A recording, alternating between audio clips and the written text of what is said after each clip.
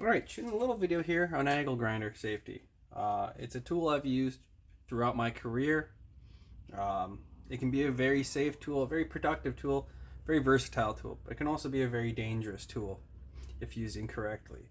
So I'm just going to quickly gloss over a few things with the angle grinders, things you should be doing, things you really shouldn't be doing, and what we can do to make this a safe tool to use. Alright, we're just going to quickly gloss over the components of the angle grinder and what you can use on it. Since we don't have a disc on here and we're not actively using the tool, the battery is out. If it was corded, it would be unplugged. Now quickly, we're just going to go over, this is our back nut. We're going to put that to the side while I show you the other parts of it. This is our trigger lock, or our grinder lock. It's going to grind, or it's going to lock the spindle here in place so you can take the wheel off, put the wheel on. Don't push it when you're using it. That goes without saying, I would hope. Here's our handle. Handle is a component of this tool that needs to be on there.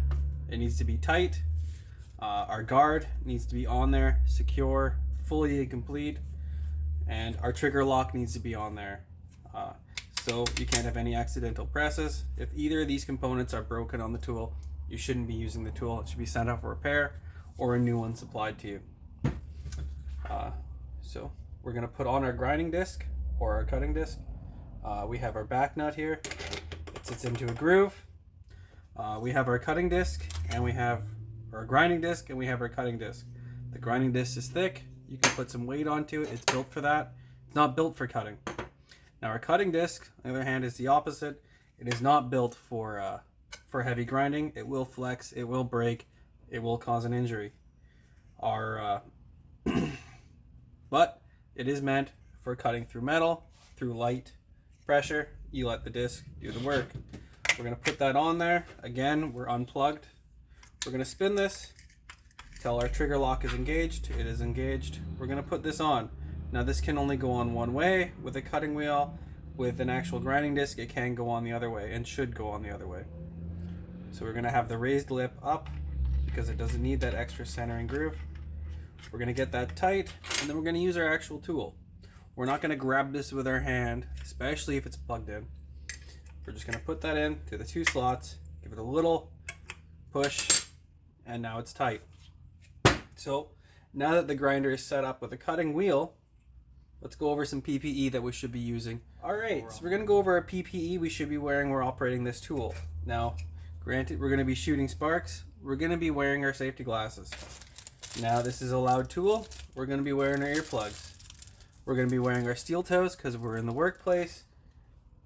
You can wear gloves. There is more you could wear, but this is the bare minimum that has to be worn while operating.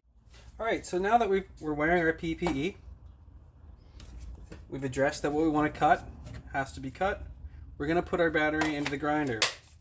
Now before we start cutting, because we don't know, we grabbed this wheel randomly off the ground, say there's damage to it, and it's out of round. We're going to push this away from us, guard facing us, and we're going to turn it on for about 3 to 4 seconds, and we're going to see if we can feel or see any mad vibrations in this tool.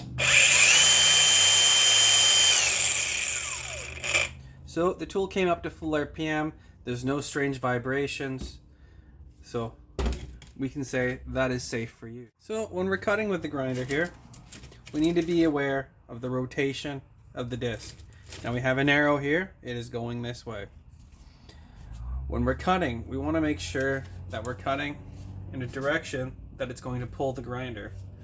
If you had the guard 180 of this, and you had the handle the other way, and you were holding it like this, if the grinder were to catch, it would want to fling up and away from you, or into you. So we don't want to do that. We want to have this so if it wants to push, it's going to pull it away, and we're very, very capable to hold the grinder where it needs to be. So we're going to see this line. It's right down the center of the line, or the grinder. It's 180 degrees of usable and 180 degrees of unusable. So we're always going to stay into this sweet 180 of an angle grinder. So we want to cut this metal. Here's our line. We need to cut across. One of the things we're going to do is we're always going to have our cutting piece secured in some sort of fixture. Now whether that's a clamp on a table, it's never our hand. We're not going to be holding this like that. the risk of injury is there. And we want to minimize any sort of risk of injury. We're going to look around. We're going to see if we have cans of brake clean kicking around. We want to move those away. Those are flammables that are going to be shooting sparks. Now, if this was, say, a hose, a petroleum hose, we would want to make sure that thing's being purged correctly. So we're not putting sparks into a hose that is full of fuel. We're going to make sure we don't have any loose paper around. We're going to make sure we're not covered in any sort of oil or grease that could go up. We're also going to look around, see who's working around us. We're going to be shooting a rooster tail of sparks everywhere. We want to make sure that we're not hitting them with that, as they would do the same for us.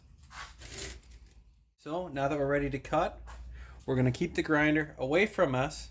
We're going to keep a firm grip onto the trigger and on the handle.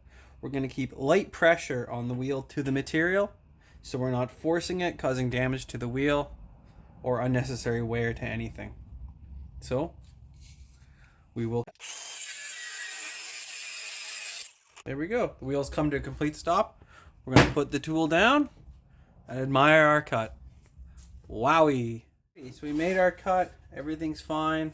One of the last steps you'll do, because you're done using the tool, is you're going to take the battery out or unplug it from the wall and put it back into its location for the next person to use it. If something does happen to the grinding disc, you're going to take it off and you're going to break it and put it in the garbage. You're not going to put it on there and hide it for the next guy.